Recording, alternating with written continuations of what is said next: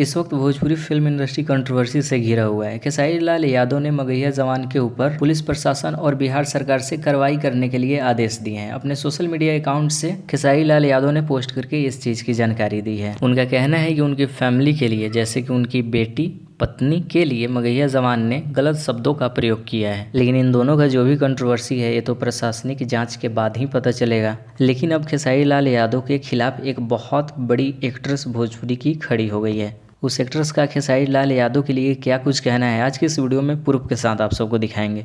उससे पहले वीडियो को लाइक नहीं किया तो कर लीजिए, चैनल को सब्सक्राइब, ताकि ऐसे ही अपडेट सबसे पहले आपके पास पहुंचे। वीडियो के नीचे लाल कलर में सब्सक्राइब का बटन दिख रहा होगा। तो चलिए शुरू करते हैं आज की इस वीडियो को। हम बात कर रहे हैं इस वक्त की सबसे सीनियर हीरोइन रानी चटर्जी की।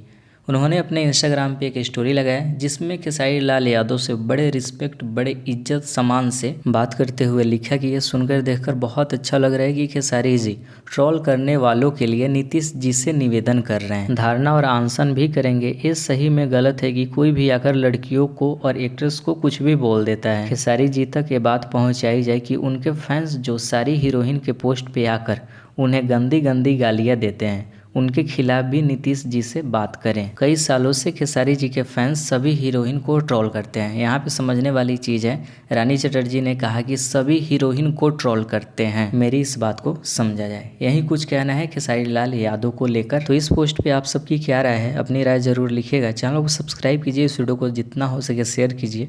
मिलते हैं एक और नई वीडियो के साथ।